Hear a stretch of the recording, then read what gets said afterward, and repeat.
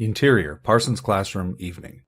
Students work diligently at their stations as Dreenie lays out the second garment bag on her table. She unzips it. Stomach drops. It's the Dolce & Gabbana knockoff. She mistakenly handed over her class project to the buyer. Fuck. All eyes in class dart towards Dreenie. She shrinks and avoids eye contact. As her mind races, the signature click of Alice's heels approach. Alice arrives and examines the knockoff. Grazes her fingers over the fabric. I'll say this. Your stitching is better than the real thing. Dreenie winces. See me after class. A little while later, class is over. Dreenie lingers while the other students pack up, then tentatively approaches Alice's desk. The less said about how a bootleg D&G dress got into my classroom, the better. What I do want to discuss is your portfolio. It's clear that you're an amateur who needs to improve with certain levels of sensible restraint with regards to your need to be different. But the paint, the color palette, the angles... In all my years, I haven't come across anything like it. A lot of students come here and think that they have the next big thing, but you, Dreenie, have something special. Dreenie's caught off guard. I really appreciate that. Thank you. Critique is not admiration. We're close to the end of junior year. What's your internship prospects this summer? Do you have plans in place after graduation? Honestly, I have no idea. I would love to get a gig dressing for shows or get hired, well, anywhere, but... That was enough information for Alice to hear. There's an event being thrown Saturday night in support of Cheryl Jameson, a sort of fundraiser, but more of a strategic meeting of the minds for her more ardent supporters in the upcoming House election. Oh, Cheryl Jameson.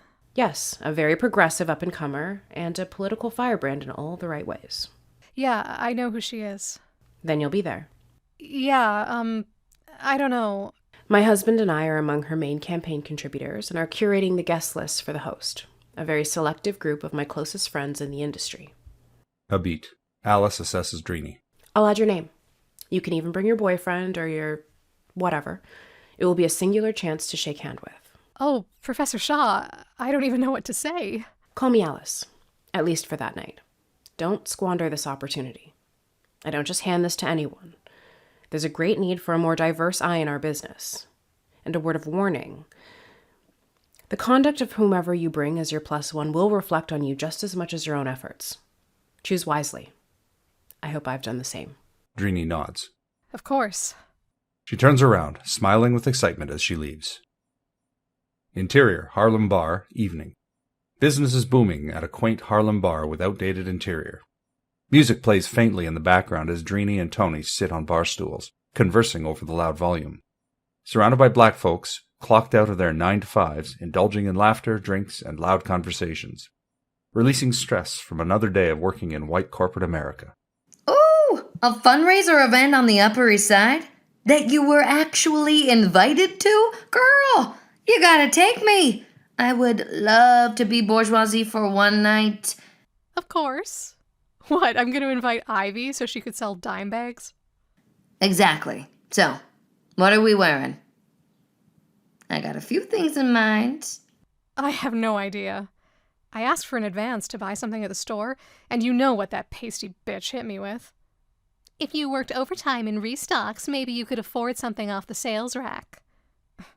Thing is, overtime is damn near my regular shift. Toni scoffs. Well, you better find something legit. You from around the way, so you can't look like it. They'll sniff that shit out. Dreenie laughs sheepishly. I just feel so stagnant there. Doing the same shit over and over again. Just quit. You're too talented to be a store seamstress anyway. Plus, you'll still have your hustle. It's not enough to pay rent and school. God, I need to make my come up now. I just want to sell my designs, start my own shop, and live without crying every first of the month for rent. Your time will come. Just gotta stick it out. And you better, because I'm not paying full rent for 2 broke-ass roommates. One's enough. And to that, Dreenie sighs and downs her cocktail like it's water.